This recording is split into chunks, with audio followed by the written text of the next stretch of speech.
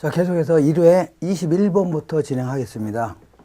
자, 여기는 화폐의 시간 가치를 구하는 거, 요걸 좀 물어보는 건데, 자, 화폐의 시간 가치는 크게 이렇게 한번 나눠보겠습니다. 요거는 이제 미래 가치를 구하는 공식, 요거는요 현재 가치를 구하는 공식인데, 이 박스가 이렇게 돼 있을 겁니다. 이걸 잘 구조를 잘 정리하시면 여기서 다 나옵니다. 이런 거. 자, 1번 틀린 것은 뭐 몇 개인가 그랬는데, 기억번에 보니까 연금의 미래가치계수는 연금의 현재가치계수의 역수다. 연금의 미래가치는 여기 있죠? 요거는 감채기금계수의 역수관계가 있는 겁니다. 그래서 틀렸고, 니은번 보시면 미래가치계수는 현재가치계수의 역수이다. 여기서는 별 말이 없을 때 일시불을 생각하셔야 됩니다. 문제 자체가. 그러니까 일시불의 미래가치계수와 일시불의 현재가치계수는 역수관계가 있다. 요거는 맞는 편입니다. 자, 디귿번 볼게요. 저당상수는 미래에 사용할 금액을 적립하기 위하여 매년 적립금을 계산하는 데 사용한다. 이거는 예를 들어서 그 800원짜리 적금에 가입했을 때 매기 불입할 돈이 얼마냐. 요거 계산할 때 쓰는 게 뭐예요? 요거 감채기금계수입니다. 800원에다가 감채기금계수. 그래서 저당상수가 아니라 감채기금계수 이렇게 해줘야 됩니다. 그 다음에 자, 리을번 보시면 감채기금계수는 원리금 균등분할 상환 시에 융자 금액에 대한 부채 서비스액을 계산하는 데 사용한다. 요거는 감채기금계수가 아니라 저당상수입니다. 그러니까 예를 들어서 10,000원을 빌렸을 때 매기 갚을 원리금 균등상환액을 계산할 때는 뭘 곱하라고요? 이거를 10,000원에다가 저당상수를 곱해주면 됩니다. 그러니까 이거는 감채기금계수가 아니라 저당상수 이렇게 해줘야 돼요. 미음번 보시면 연금의 현재가치계수는 미상환 대출 잔액을 계산하는 데 사용한다. 맞는 겁니다.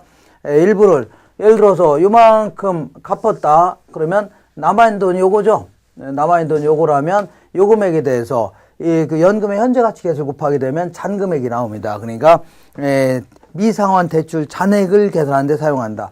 예컨대 10,000원을 빌렸는데 매기 갚을 돈이 3,155원씩이라는 얘기죠. 원금이자까지 합쳐서 3,155원이다. 근데 2년이 지났다. 그럼 이만큼 갚았을 거 아닙니까? 그러니까 갚았다, 이만큼. 그럼 남아있는 금액이 3,155원씩 두 번이죠? 그럼 여기는 이자까지 포함되는 거 아닙니까? 이자를 쏙 빼내면 이 시점에 잔금액이 나오는 겁니다. 그렇기 때문에 연금의 이 현재가치계수는 미상환 대출 잔액을 계산하는 데 사용한다. 맞는 겁니다. 22번 보시면 부동산의 투자 분석과 판단 지표에 관한 설명 중 틀린 것은 이렇게 되어 있는데, 일반적으로 회수기간법보다 할인 회수기간법으로 회수기간을 산정하는 것이 더 길다. 맞는 겁니다.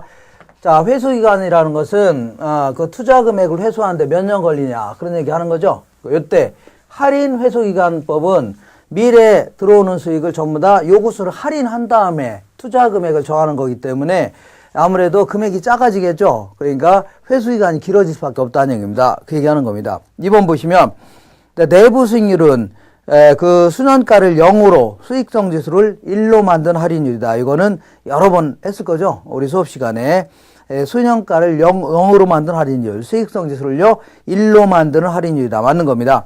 그러면 동일한 수년가에서 수익성 지수가 높게 나오려면 투자액은 적어야 된다. 맞는 겁니다. 예를 들어 볼게요. 자, 이거는 100원을 투자했는데 1년 후에 어떤 금액이 들어왔으면 1년 후에 그러면 요거를 요구 수익률로 할인하게 되면 120원이다. 그러면 요것분에 요구한 거를 수년가로 하는 거죠. 1.2가 되겠네요. 이때는 1.2. 근데 자, 이거 볼게요. 요거는 1,000원을 투자했는데 1년 후에 어떤 금액이 들어왔다. 1기간 모형을 가정하는 겁니다. 요걸 할인했을 때 요구수는 할인했더니 1,020원 나왔다. 그러면 둘 다 여기서 요거 뺀 게 수년가는 똑같죠? 얘도 20원. 여기서 요거 뺀 게 수년가 아닙니까? 여기서 요거 뺀 걸 수년가 20원 아닙니까? 여기서 요거 뺀 수년가도 20원이죠? 근데 요때는 자, 수익성수는 이것분의 이거죠? 요것도 요것분의 요거니까 이거는 1.02가 되겠네요. 1.02. 그렇기 때문에 거기 나온 것처럼 동일한 수년가에서 수익성 지수가 높게 나오려면 투자액은 작게 투자했을 때 수익성 지수는 높게 나오는 겁니다. 4번에 보니까 어림셈법, 회수기간법, 회계정의율법은 화폐의 시한가치를 고려하지 않는 겁니다. 이런 것들은 그냥 나간 돈과 한 해의 소득을 간단히 비교하는 그런 방식이기 때문에 화폐의 시간가치를 고려하는 게 아닙니다. 5번 보시면 수년가법과 수익성지수법은 가치 가산의 원리가 적용된다. 그렇지만 내부 수익률법은 가치 가산의 원리가 적용되지 않는다. 틀렸습니다. 무조건 순현가법만 가치 가산, 가치 합산의 원리가 적용됩니다. 이거 무슨 얘기냐면 이런 얘기입니다. 자, A라는 부동산과 B라는 부동산 합계 투자했다. 그러면 자, A의 순현가는 300이고 B는 400이다. 그럼 합치니까 얼마라고요? 700이 이 사람 부의 증가분이 되는 겁니다. 근데 자, 이 수익성 지수법이라든가 그 내부 수익법은 비율 아닙니까? 비율. 분수식으로 되어 있는 거죠. 그렇기 때문에 C가 예를 들어서 30%이고 D가 40%이다. 그럼 합치니까 70%. 이거 말이 안 되는 겁니다. 그리고 또 이렇게 더하면 안 돼요. 가중 평균하면 몰라도. 그리고 또한 이렇게 했을 때는 자, 순현가법에 따르면 반드시 부를 극대화를 시킬 수가 있습니다. 그렇지만 다른 방법은 때로는요, 그 부의 극대화를 실현을 못 시키는 경우가 있다는 얘기입니다. 가치 합산 원리가 적용이 안 되기 때문에 그래서 요거 맞는 겁니다. 요게 틀린 거예요. 순현가법만 가치 가산의 원리가 적용된다. 이렇게 기억하시면 됩니다. 23번 보겠습니다. 다음은 부동산 투자에 대한 설명 내용이다. 옳은 것은 모두 몇 개인가? 어떤 부동산에 대한 투자자의 요구 수익률이 기대 수익률보다 크다는 얘기죠. 그러니까 예컨대 이런 얘기입니다. 여기가 이제 B, C, D 어떤 걸 투자하더라도 10% 정도밖에 못 얻는데 A라는 부동산은 이거 요구 수익률이라고 가정해 볼게요. A라는 부동산은 1억 투자하니까 500만 원 정도 벌 수 있다. 그럼 이때는 5%이죠. 그러면 요구 수익률에도 못 미친다는 얘기죠. 이런 부동산은 사람 살려고 안 살려고요? 안 살려고 하니까 구입하지 않으려고 하죠. 뭐 가격은 떨어질 수밖에 없죠. 그랬더니 기대 수익률이 올라갈 겁니다. 어디까지요? 얘보다 못 미치는 한은 계속 떨어지는 겁니다. 어디가 이럴 때까지요? 10%가 될 때까지. 그러니까 기억본 보니까 어떤 부동산에 대한 투자자의 요구 수익률이 기대 수익률보다 크다는 얘기는 이런 경우입니다. 현재 이런 경우인데 요게 이제 기대 수익률, 요건 이제 요구 수익률이라고 가정한다면 이렇게 자, 이런 경우에 대상 부동산에 대한 기대 수익률도 점차 하락하게 되는 게 아니라 점차 증가하기 시작합니다. 같아질 때까지. 기억번 틀렸고 저당 수익률보다 종합 수익률이 작다. 그 얘기는 은행 이자가 상당히 싸다는 얘기죠. 그러면 정해 지렛대 효과가 나타난다. 그러니까 자기 자본 대비 수익률이 점점 커질 수가 있다는 얘기입니다. 그다음에 디귿번 보시면 부채 서비스액은 원금과 이자를 말하며 여기까지 맞습니다. 지분 형성분이라고 한다. 이거는 틀렸습니다. 이자는 포함이 안 되는 겁니다. 예를 들어서 원금을 갚았다. 그러면 갚은 만큼 지분이 커지는 거죠. 그러니까 원금이 바로 지분 형성분이다. 이렇게 해줘야 됩니다. 디귿번 틀렸고 리을번 보시면 저당 자본을 활용하여 은행에서 돈 빌리는 거를 저당 자본이다. 저당 자본을 활용하여 지분 수익률을 극대화할 수 있다. 이거를 지렛대 효과라 하는 겁니다. 맞는 겁니다. 이거는 미음번 보시면 차입 자금의 대가인 부채 서비스액은 연금의 현재 가치 계수의 역수로도 구할 수 있다. 자, 부채 서비스액은 자, 그 대출액에다 뭘 곱하라고요? 저당 상수를 곱해주면 되는데 저당 상수. 이 저당 상수를 어떻게 구한다고요? 연금의 현재 가치 계수의 역수입니다. 역수. 그래서 요걸 곱해도 된다는 얘기죠. 그러면 부채 서비스액을 계산할 수 있다는 얘기입니다. 맞는 편이네요. 자, 비읍번 보시면 요구 수익률에서 무위험률은 순수한 시간에 대한 대가로서 일반 경제 상황과 관련이 없다가 아니라 이 무위험률은 일반 경제 상황과 관련이 깊은 겁니다. 제1금융권에서 화폐의 수요 공급에 따라 결정되는 거기 때문에 요거는 일반 경제 상황과 관련돼 있다. 이렇게 해줘야 됩니다. 24번 보겠습니다. 부동산 투자 분석에 대한 기법 중 옳은 것은 자, 조소득 승수는 순영업소득에 대한 총투자액의 배수다.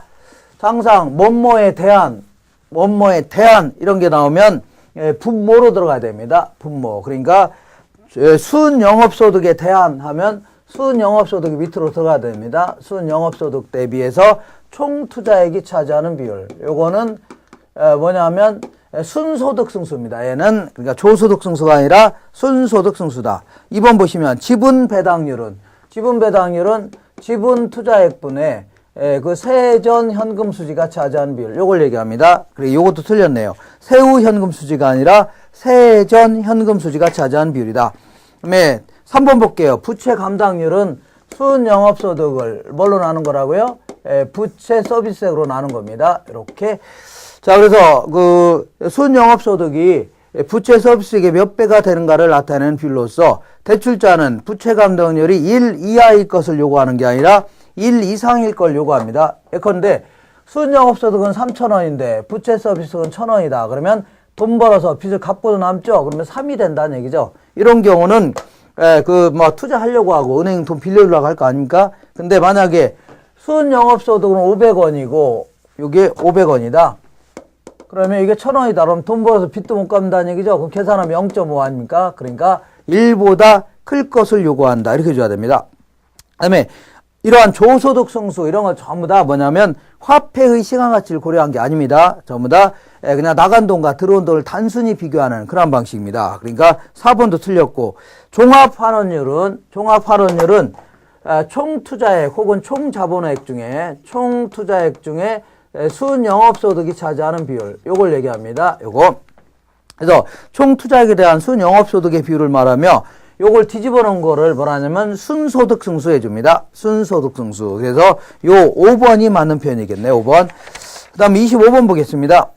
자, 다음은 부동산 금융을 설명한 것이다. 가장 옳은 것은 자, 부동산 금융은 토지 금융과 주택 금융으로 크게 나눠지는데 이 중에서 토지 금융이 부동산 금융의 중심을 이룬다. 틀렸습니다. 이 금융 중에 가장 큰 범위를 차지하고 있는 것은 주택 금융입니다. 그래서 우리나라는 웬만한 분들 은행에서 돈을 빌려서 아파트 투자하는 거 아닙니까? 그래서 담보대출 규모가 거의 700조가 넘어갑니다. 700조. 그리고 또한 건설업자들이 무지막지하게 아파트 지으려고 빌리는 거 아닙니까? 그러니까 가장 큰 범위를 차지하고 있는 게 뭐라고요? 주택금융이다. 이렇게 정리하셔야 됩니다. 그 다음에 일반적으로 대출 초기에는 고정금리보다 변동금리가 상대적으로 낮다. 자, 그러니까 왜냐하면 자, 고정금리가 있고 뭐가 있다고요? 변동금리가 있는데 얘는 처음부터 끝까지 그 똑같은 금리를 적용시킨 거 아닙니까? 그래서 이거는 실질금리가 있고 얘도 실질금리가 있는데 얘네들은 인플레이션이 없다고 가정했을 때 금융기관이 받으려고 하는 이자료입니다. 근데 나중에 인플레가 발생하면 얘는 그때 올리면 되죠? 얘는 뭐 건들 못 하잖아요. 그래서 앞으로 보통 인플레가 발생하는 게 일반적 아닙니까? 그러다 보니까 얘는 아예 처음부터 돈 빌려줄 때 예상되는 인플레이율을 감안해서 결정하려고 할 겁니다. 그러다 보니까 초기의 금리는 고정금리보다 변동금리가 낮다. 그러니까 2번 맞는 겁니다. 3번 볼게요. 동일한 조건 하에서 부동산 가격에 대한 융자 비율이 높다는 얘기는 1억짜리를 아파트 구입하는데 은행에서 상당 부분 거의 대부분 빌려준답니다. 그러면 돈을 많이 빌려갖고 투자하는 사람이 많아지겠죠. 부동산 수요는 증가한다 해줘야 됩니다. 자, 주택 수요를 지원하는 금융 분야를 주택개발금융이 아니라 주택소비금융 이렇게 해줘야 됩니다.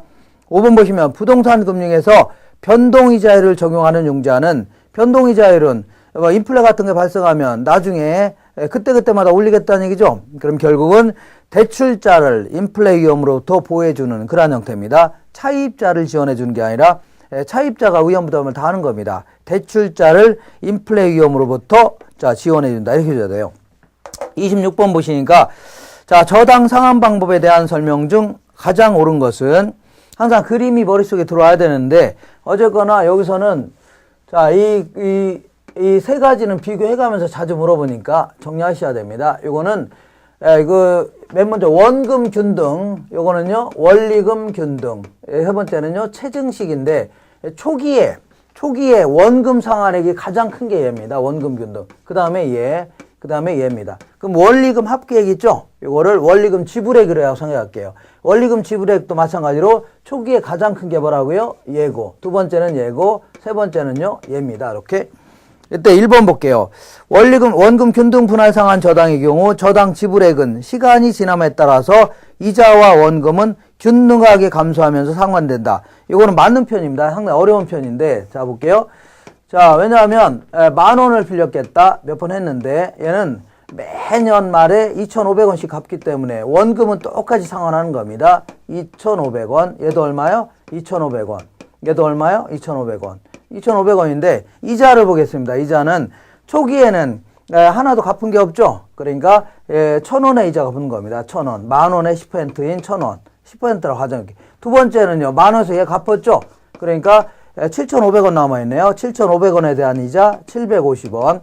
3기째 되내는요, 만원에서 얘도 갚았죠? 5,000원에 대한 이자 500원. 이렇게 하니까 원금 이자 합계액이 균등하게 똑같이 250원씩 줄어드는 겁니다. 이렇게. 그러니까 1번 어려운 표현이지만 시간이 지남에 따라서 이자와 원금 합계액이 균등하게 감소한다는 얘기죠. 250원씩. 그러니까 이건 맞는 표현입니다.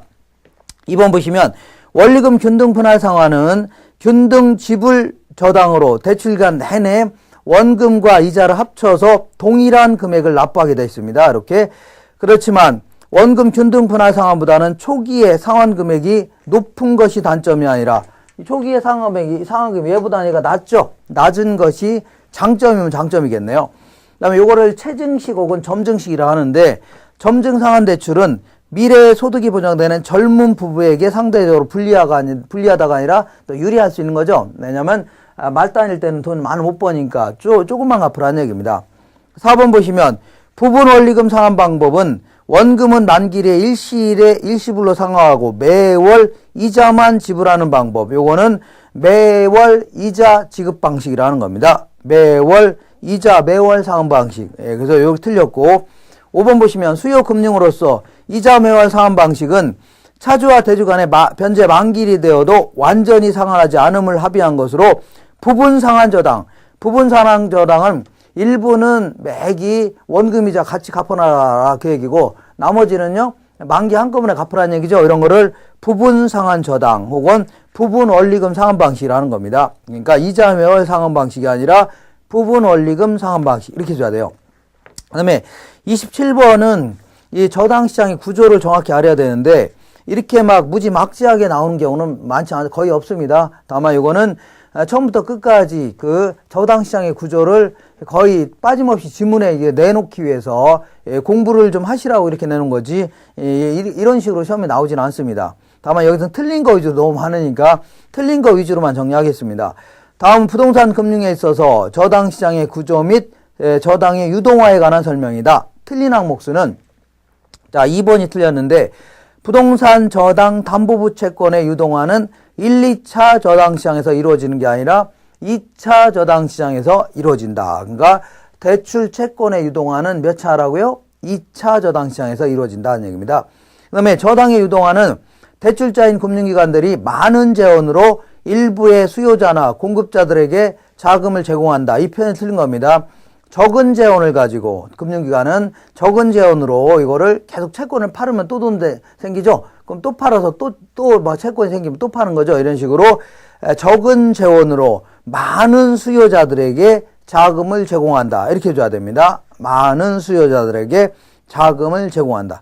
그래서 3번 틀렸고 4번 보시면 2차 저당 시장은 주로 부동산을 담보로 저당 대출을 원하는 수요자들과 융자를 제공하는 금융기관으로 이루어진 시장 있죠. 요거는 2차 저당 시장이 아니라 1차 저당 시장은 이렇게 애초에 돈을 빌려주는 시장 있죠. 요거를 1차 저당 시장 이렇게 해줍니다. 그래서 4번도 틀렸네요. 그래서 2번, 3번, 4번 틀린 겁니다. 나머지는 계속 한번 읽어보시면서 기본적으로 숙지할 만한 그런 내용들을 쭉 적어놓은 겁니다. 그 다음에 28번 보겠습니다.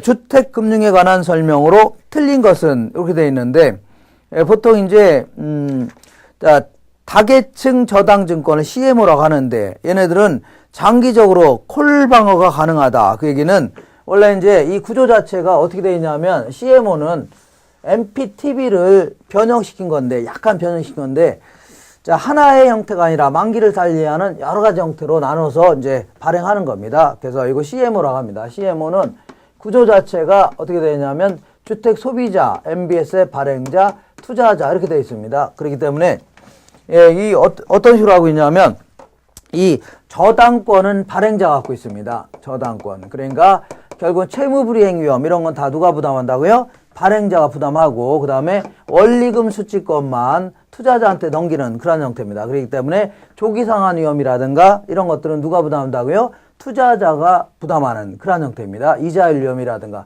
근데 원래 투자자가 부담하는 건데 얘는 만기를 달리하는 다양한 상품을 출시하는 거죠. 발행하는 거기 때문에 조기에 상환하더라도 만기가 짧은 놈부터 먼저 채워나가는 겁니다. 그렇기 때문에 만약에 만기가 긴 놈을 구입하게 되면 알아서 먼저 조기상환 하더라도 만기 짧은 놈부터 채워나가니까 만기가 긴 놈을 구입하게 되면 자연스럽게 만기까지 원금이자를 받을 수가 있는 거죠. 그리고 돈을 못 받을 가능성도 없으니까 발행자가 채무불이행위험을 부담하니까. 그러니까 장기에 콜 방어권이 있다는 얘기는 아니고 장기 투자하게 되면 콜 방어가 가능하다. 자연스럽게 그런 표현입니다.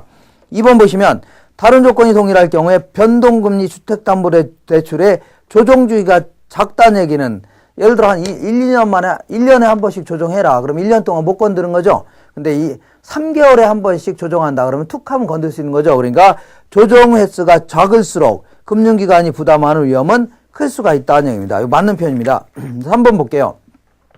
MBB의 발행자는 MBB는 발행자가 모든 걸 다 갖고 있는 겁니다. 그러니까 저당권이라든가 그 다음에 저당권이라든가 원리금 수취권을 다 발행자가 갖고 있으면서 미래 받을 채권을 근거로 해서 새로운 회사채를 발행했다고 생각하시면 됩니다. 그렇기 때문에 발행자가 모든 위험을 다 부담하는 겁니다. 이렇게. 그래서 MBB의 발행자는 대출일금의 조기 상환에 따른 위험을 부담한다. 맞는 겁니다. 4번 볼게요. 차입자가 부담하는 대출금리가 1차 대출기관이 2차 대출기관에 채권을 매각할 때보다는 커야 된다. 맞는 겁니다. 이때 애초에 소비자한테 빌려주는 금리가 가장 높아야 되고 그 다음 계속 줄어들어야 됩니다. 왜 그러냐면 중간에서 이 수수료도 좀 빼야 될 거 아닙니까? 그렇기 때문에 이거 맞는 편입니다.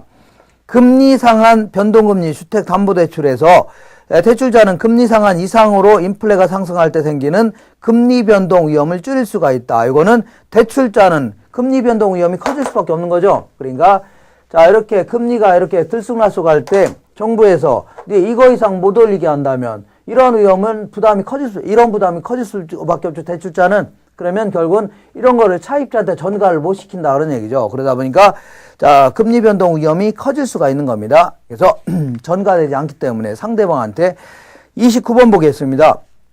부동산 투자회사법상의 규정에 관한 설명으로 틀린 것은 이렇게 되어 있네요. 자, 1번에 부동산 투자회사는 영업인가 후 최저자금분 이상을 갖춘 후에 자본금의 100%까지 현물 출자가 가능하다. 그러니까 최저자본금 규모 이상을 확보했으면 그때는 100%까지 현물 출자가 가능합니다. 맞는 겁니다. 2번 보시면 자기관리 부동산 투자회사의 1인당 주식 소유 한도는 발행 주식 총수의 100분의 30을 넘지 못합니다. 그래서 맞습니다. 위탁관리는 40%를 넘지 못한다. 이게 원칙입니다.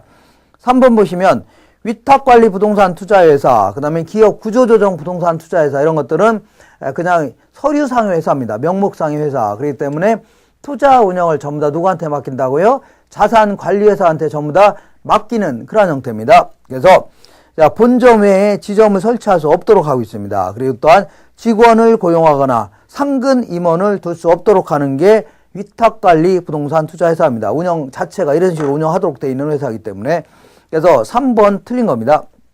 4번 보시면 감정평가사 또는 공인중개사로서 해당 분야에 5년 이상 종사한 사람은 자기관리 부동산 투자회사의 상근 자산 운영 전문 인력이 될 수 있도록 이렇게 우리 감정평가 규칙에서 이렇게 정하고 있습니다. 그래서 그 다음에 5번 보시면 위탁관리 부동산 투자회사 및 기업 구조조정 부동산 투자회사의 설립자본금은 얘네들은 5억 이상입니다. 자기관리는 10억 이상인데 얘네들은요 5억 이상이다. 맞습니다. 30번 보시면 다음은 지대에 관한 설명이다. 틀린 것은 자 지대를 얘기하는 사람들이 크게 이제 세 가지가 있는데 이거는요 자 리카도의 차액지대설이다. 얘는요 자 이 칼 마르크스의 절대지대설. 그다음에는요 입지교차지대설 이렇게 얘기합니다. 입지교차 이렇게 해서 자 보니까 거기 30번 보시면 칼 마르크스의 주장은 비옥도에 관계없이 이 사람은 자 이는 독점적인 사유재산권 때문에 수요가 공급을 초과하는 토지의 희소성 때문에 지대가 발생할 수 있다. 이렇게 얘기했던 거예요. 지대가 발생한다 이렇게 얘기했던 겁니다. 그러니까 이 사유재산제 하에 이 토지를 갖고 있는 사람 몇 명 안 되죠. 지주는. 근데 이걸 이용하려는 농부들은 굉장히 많기 때문에 결국은 이러한 사유재산권이 결국은 지대를 결정하는 결정적인 이유다. 이렇게 얘기했던 겁니다. 맞습니다. 그 다음에 튀넨이라는 사람은 입지교차 지대설을 주장하면서 결국은 수송비의 차이가 지대를 형성한다고 하였다. 맞는 겁니다. 3번 볼게요. 리카도의 차액 지설에 따르면 자, 얘는 한계지라는 게 뭐냐면 수익에서 비용을 뺀 게 0인 땅. 그러니까 지대는 아직 반영하지 않고 반영 안 된 이익이 0인 땅 있죠? 이걸 한계지라 하는데 한계지로부터 출발해서 비옥도가 좋은 땅에 대한 대가 있죠? 요게 지대를 결정한다. 이렇게 했던 겁니다. 그래서 한계지와의 생산성 차이가 지대를 발생시키는 원인이라고 하였으며 이 사람은 곡물 가격이 오른다. 그러니까 밀 가격 같은 게 오른다는 얘기죠. 그러면 이익이 커지기 때문에 지주한테 줄 돈도 많아지고 지주가 달라는 돈도 많아진다는 얘기죠. 그러니까 지대가 자연스럽게 올라가는 그런 형태입니다. 요게 틀렸네요. 그러니까 지대가 상승함으로 곡물 가격이 상승하는 게 아니라 곡물 가격이 상승하니까 지대가 상승한다. 이렇게 했던 겁니다. 그 다음에 자, 이 자본주의 경제학자들은 크게 이제 두 가지 형태로 옛날 고전학파를 이렇게 나눌 수 있습니다. 오리지널 고전학파하고 그 다음에 산업혁명 이후에 고전학파의 논리를 새로운 세계에 접목시키는 학자들이 있는데 어쨌거나 5번부터 먼저 보겠습니다. 이거는 산업혁명 이전의 오리지널 고전학파인데 아담 스미스라든가 멜더스 이런 사람 얘기합니다. 고전학파의 견해에 따르면 생산 요소를 노동, 토지, 자본으로 구별하면서 이 사람들은 지대는 자연적 특성을 강조하면서 누가 생산하더라도 이 비옥도에 따라서 비옥도는 신이 주어진 거 아니냐. 그러니까 매출액에 절대 영향을 못 미친다. 그렇기 때문에 남들한테 먼저 배분해주고 남는 게 지대다. 일종의 불로소득인 잉여로 간주했습니다. 그렇지만 4번에 보니까 신고전학파는 그게 아니다. 토지를 사람들이 어떤 식으로 이용하느냐. 인문적인 특성을 매우 강조했습니다. 그래서 어떤 식으로 이용하느냐에 따라서 토지 가격에 밀 가격에 절대적으로 영향을 미칠 수가 있다. 그렇기 때문에 이건 일종의 생산 요소이기 때문에 다른 사람하고 다른 생산 요소하고 공정하게 배분 받아야 된다. 그런 논리입니다. 한번 읽어보겠습니다. 신고전학파의 견해에 의하면 지대는 생산 요소에 대한 대값, 생산물 가격에 영향을 주는 비용, 자원 배분을 하는 소득으로 강조했다는 얘기죠. 많은 겁니다. 31번 보겠습니다. 부동산 이용 활동에 관한 여러 현상을 기술하였다. 가장 옳은 것은 한계지는 택지 이용의 맨 끝에 있는 땅 있죠. 그러니까 도시 토지의 맨 끄트머리에 있는 땅을 한계지 이렇게 얘기합니다. 한계지는 주로 농경지 등이 용도 전환으로 인하여 택지로 개발되는 것이 대부분이므로 농경지 등의 지가 수준과 매우 밀접한 관련을 갖는다. 틀렸습니다. 자, 한계지까지는 도시가 커나가면서 한계지까지는 택지용의 맨 끝에 있는 땅이니까 택지 가격을 구성하는 거 아닙니까? 근데 그 한계지를 넘어서 봐요. 농지는 팍 떨어질 거 아닙니까? 그러니까 농지 가격과는 관계가 없다는 얘기입니다. 이렇게. 그래서 그다음 1번 틀렸고 2번 보시면 공동화 현상이라는 게 뭐냐면 직주 분리의 결과 도심에다 직장을 두고 외곽으로 나가 사니까 낮에는 빠글빠글한데 밤에는 텅 비어 있다는 얘기죠. 이걸 공동화 현상이라는 겁니다. 그러니까 공동화 현상은 직주 분리의 원인이 아니라 직주 분리의 결과입니다. 그래서 이거 틀렸고 그 다음에 3번 볼게요. 스프롤 현상은 보통 도시의 난개발 현상을 얘기합니다. 그래서 주로 도시계획이라든가 토지용 계획을 소홀히 한 데서 발생하며 주로 외곽보다는 도심에서 발생하는 게 아니라 도심보다는 도심이 이미 다 이제 들어서 있는 거 아닙니까? 그러니까 도심보다는 개발이 자꾸 예상되는 외곽 쪽에서 주로 발생한다. 이렇게 해줘야 됩니다. 그 다음에 4번 보시면 직주 접근은 교통 발달, 도심의 환경 개선, 도심의 재개발 완성 등으로 인하여 발생하며 건물의 고층화되는 현상이 나타난다. 이거는 직주 접근은 보통 이제 교통의 발달, 교통이 발달하면 자꾸 외곽으로 나가 살려고 하죠. 그러니까 교통의 발달은 직주 분리의 원인입니다. 직주 접근이 아니라 직주 분리의 원이다. 그 다음에 동일한 산업 경영이라도 그 입지 조건이 양호한 경우에 특별한 이익을 낳을 수가 있는데 이를 입지잉여다. 입지가 좋아서 생기는 잉여를 입지잉여다. 입지잉여는 입지 주체마다 동일하게 발생하는 건 아니죠. 그래서 전부 다 최유효 이용한다 하더라도 여기 자 입지 주체에 따라 달라질 수 있는 거죠. 그러니까 대학교 앞에 분식점 같은 거는 잘 되지만 거기 입지가 좋다고 해서 골프장 같은 게 잘 될 리는 없겠죠. 그러니까 모든 입지 주체마다 동일하게 발생하는 건 아닙니다. 32번 보겠습니다. 부동산 개발에 대한 설명이다. 틀린 것은 부동산 개발에 따른 위험은 개발 기간이 짧을수록 높게 나타나는 게 아니라 개발 기간이 짧을수록 낮게 나타나겠죠. 왜냐하면 개발 기간이 자꾸 길어지면 추가적인 비용이 계속 나갈 수밖에 없는 겁니다. 그러니까 1번 틀린 겁니다. 2번 보시니까 워포드라는 사람은 부동산 개발의 위험을 법률적, 시장, 비용 위험으로 구분했습니다. 그 다음에 부지 확보 후에 건축 이전의 건폐율, 용적률 등이 축소될 수 있는데 이거는 정부의 공법상의 규제 아닙니까? 그렇기 때문에 법적 위험이다 해줍니다. 4번 볼게요. 마케팅 비용을 절감하기 위해서는 중요 임차자를 개발 사업 초기부터 사전에 확보하는 게 아주 바람직합니다. 그러니까 미리미리 임차인을 많이 확보하는 게 좋다는 얘기 아닙니까? 5번 보시면 개발 사업의 타당성 분석에서는 기술적, 경제적, 법률적 타당성이 있어야 되는데 이 중에서 경제적 타당성이 가장 중요한 겁니다. 어쨌거나 돈이 돼야 될 거 아닙니까? 그 다음에 33번 보겠습니다. 민간의 부동산 개발에 관한 설명으로 틀린 것은 자체 개발 사업은 소유자가 자기 땅을 직접 개발하는 겁니다. 내 땅에다가 원룸 짓겠다 뭐 그런 얘기 아닙니까? 그래서 토지 소유자가 사업을 기획하고 자금을 직접 조달하여 건설을 시행하는 방식이다. 맞는 겁니다. 이거 보시면 BTL 방식이다. 그래서 순서에 따라 기억하셔야 됩니다. 자, 민간이 개발하는 겁니다. build. 그 다음에 트랜스퍼 해갖고 소유권을 정부한테 이전한 다음에 20년, 30년 동안에 리스다 해서 임대료를 받는 식인데 이거는 초등학교 같은 거 생각하시면 됩니다. 초등학교는 소유자로부터 투하자본 회수가 불가능하죠. 초등한테 돈을 받아낼 수는 없는 거 아닙니까? 그러니까 아예 이거 지어주면서 한 30년 동안 임대료 형태로 받는 걸요. BTL 방식이라는 겁니다. 다시 읽어볼게요. 이번에 BTL 방식은 최종 수요자에게 사용료 부과로는 투하자본 회수가 어려운 사업에 주로 사용된다. 맞는 겁니다. 3번에 보니까 토지 신탁 방식에서는 부동산 신탁사가 건설 자금에 부족 자금을 조달하도록 하고 있습니다. 그러니까 소유권 이전하면서 신탁사가 아예 다 자금도 조달도 해야 됩니다. 4번 보시면 등가 교환 방식에서는 토지 소유자와 부동산 신탁사 간에 수수료 문제가 발생할 수 있다. 틀렸습니다. 이거는 등가 교환 방식은 완성된 건물을 투하 자본에 맞춰서 투자 자본에 맞춰서 나눠 갖는 거기 때문에 수수료 문제가 발생할 여지가 없습니다. 그래서 요거 4번이 틀렸습니다.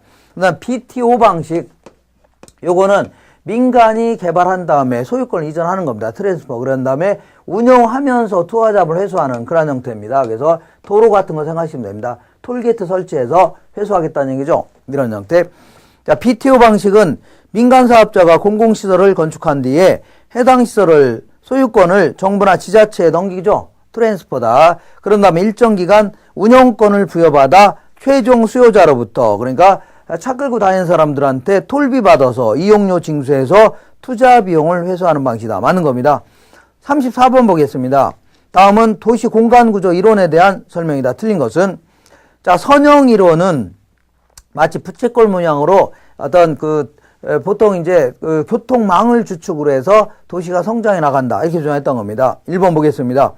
선형 이론은 주거 분리를 설명하고 있으며 고급 주거지는 교통망이 편리한 곳을 중심으로 발전한다는 것을 설명하고 있다. 맞는 겁니다. 고급 주거지 위주로 해서 설명한 겁니다. 이 사람은. 2번 보시면 동심원 이론은 도시 토지 이론 중에 가장 오래된 이론입니다. 1925년도에 버제스라는 사람이 시카고시를 대상으로 내놓은 이론인데 가장 오래된 겁니다.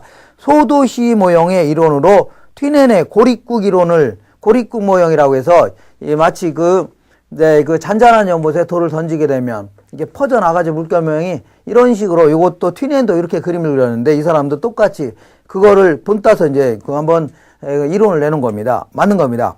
3번 보시면 도로와 자동차의 발달로 업무시설과 주택이 간선도로를 따라서 입지하는 경향이 있다. 이거를 베리의 유상도시 이론이다. 집니다. 그래서 그때 현대도시는 도시를 계획하면서 간선도로를 먼저 설계하죠. 그러면 대부분의 어떤 주거라든가 업무시설 자체가 간선도로를 중심으로 해서 도시가 성장할 수 있지 않냐. 그런 얘기입니다.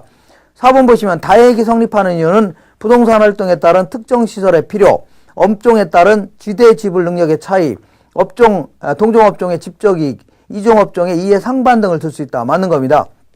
5번 보시면 다핵심 이론에서는 지금까지는 이제 단핵 이론이라는 것은 모든 업무 시설이라든가 아니면 무슨 상업시설 이런 것들이 하나의 핵을 중심으로 성장한다. 뭐 그런 얘기고 다핵심 이론은요. 여러 핵을 중심으로 성장하는데 이런 거는 문화의 도시, 이런 거는요. 교통의 도시, 이런 거는요. 공업 도시 이런 게 성장한다는 얘기입니다. 그러니까 이 하나의 핵이 요거랑 요랑 똑같이 성장하는 게 아니라 기능이 분화되면서 성장한다. 그런 얘기입니다. 그래서 5번이 틀린 건데 다핵심 이론에서 핵은 현대적인 대도시라든가 신도시의 기능적 분화를 설명하는데 유용하며 단핵의 중심 업무 지역과 기능적으로 유사한 성격을 갖고 있다. 단핵의 중심 업무 지역하고 요거하고는 성격이 다른 겁니다. 이거는 모든 기능이 한 번에 뭉쳐 있는 거고 얘는요 기능별로 분화가 된다 뭐 그런 얘기입니다. 그러니까 똑같은 유사한 성격이 아니다 이렇게 알고 계셔야 됩니다. 35번 보시면 부동산 관리에 관한 설명 중 틀린 것은 법률적 관리에서는 인력관리, 권리관계 조정을 위한 관리 등이 포함된다. 인력관리 요거는 법률적 관리가 아니라 경제적 관리에 집어넣습니다. 그래서 1번 틀렸네요.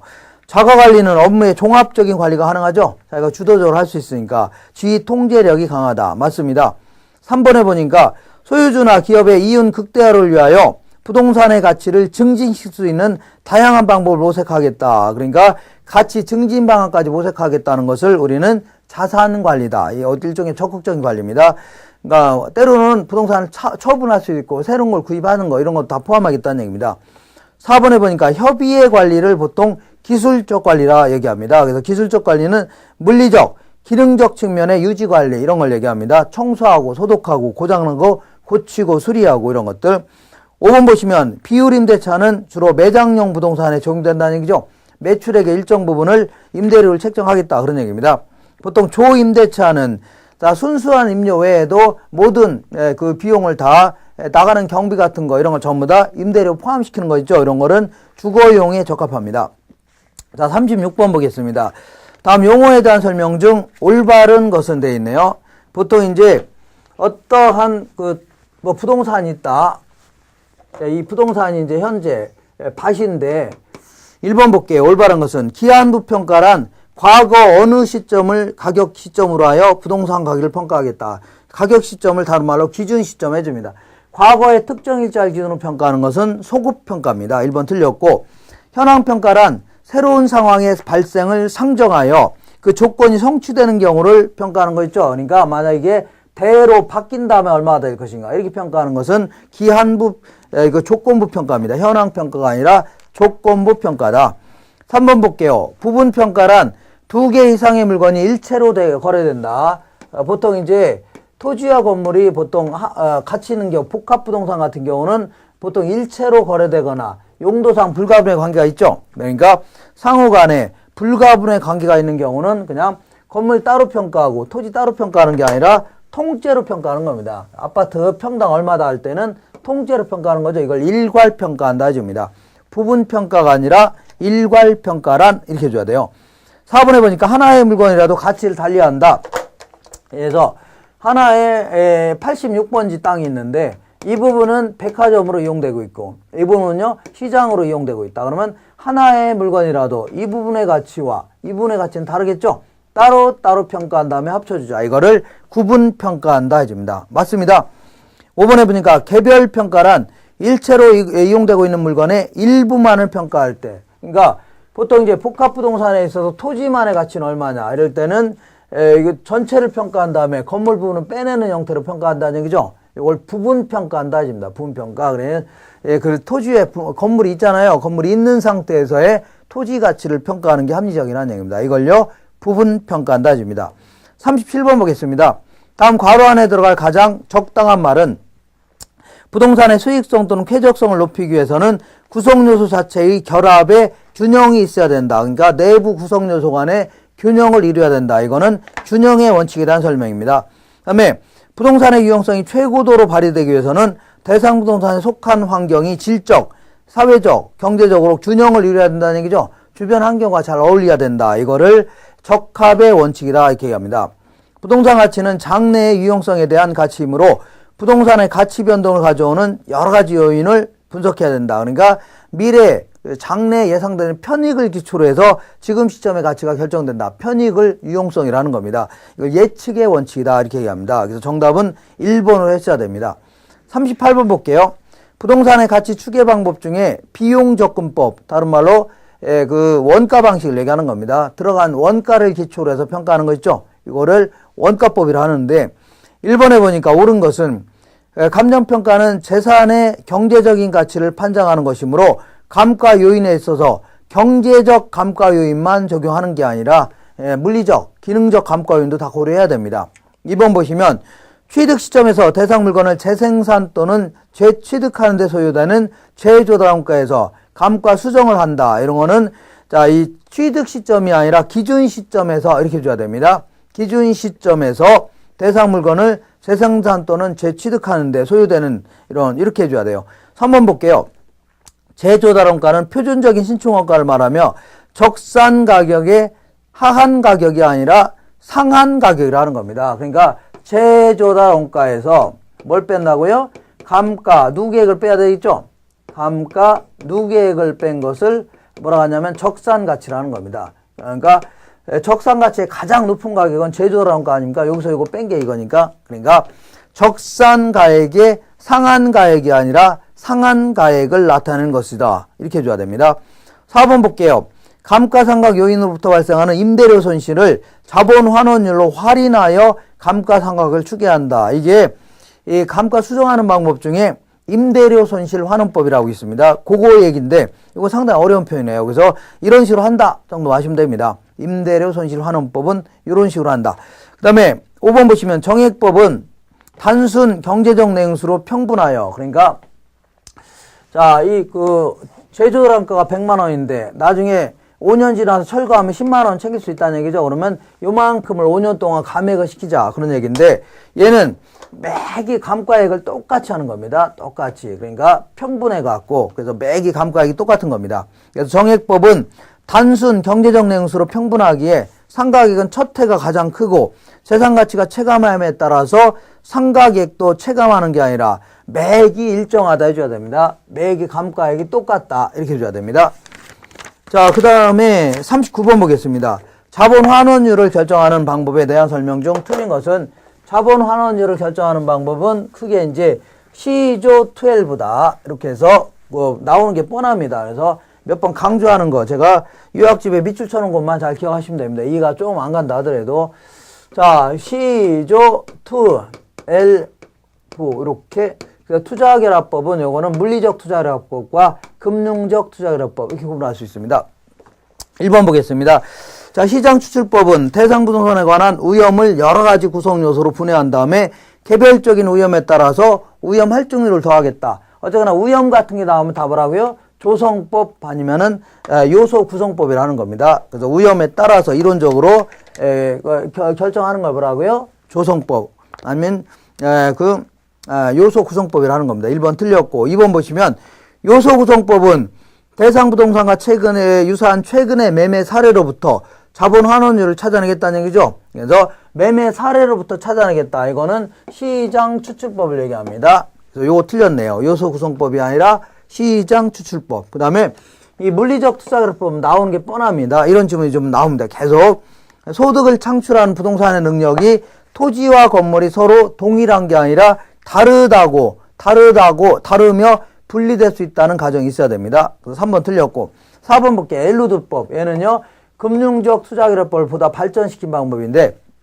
얘는 매기간 동안에 세전 현금수가 달라질 수 있는 거죠. 그다음 기간 말에 부동산의 가치도 달라질 수 있다. 그 다음에 보유기간 동안에 돈의 일부를 갚을 수 있는 거 아닙니까? 이런 걸 다 고려하겠다는 얘기입니다. 결국은 얘는 처분을 가정하는 겁니다. 그래서 요거는 그래서 부정하고 있으며 소득과세가 부동산 가치에 영향을 주는 것을 고려하지 못한다. 얘는 세전 현금 수지를 기초로 해서 할인하기 때문에 소득세 효과는 좀 무시하고 있다는 그런 단점이 있다는 얘기죠. 그래서 요거 4번 맞는 겁니다. 5번 보시면 금융적 투자결합법은 요걸 얘기합니다. 항상 요 표현이 나와야 됩니다. 저당 투자자의 요구 수익률과 지분 투자자의 요구 수익률이 다르다는 것에 착안한 것이며 보통 이제 지분 투자자의 요구 수익률은 지분 배당률을 사용합니다. 저당 투자자의 요구 수익률은요, 저당 상수를 사용한다. 이렇게 암기하시면 됩니다. 40번 보겠습니다. 수익을 환원하는 방법에 대한 설명 중 타당하지 못한 것은 자, 그래서 여기서는 자, 일단은 자본 수익률은 다 똑같은데 이건 토지가 있고 얘는요 어장이 있고 얘는요 광산이 있고 얘는요 건물이 있다고 쳐볼게요. 그러면 자, 토지와 같은 상각이, 얘는 자본을 회수할 필요가 없는 거죠. 영원히 그냥 발생하는 거 아닙니까? 그냥 그대로 자본 수익률을 나눠버리면 됩니다. 10% 나누면 돼요. 이렇게.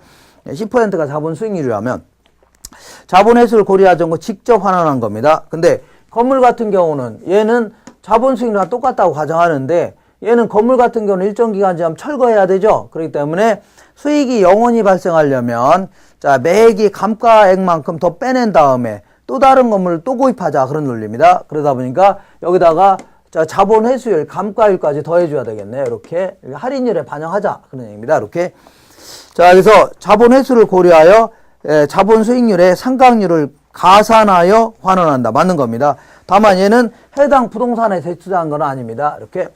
그 다음에 직선법은 요걸 건물 같은 걸 직선법이라는 겁니다. 직선법은 상각에 대한 이자를 고려하는 건 아닙니다. 그러니까 감가상각 자본 회수한 다음에 다시 재투자 수익률, 자, 재투자했을 때 이자 있죠?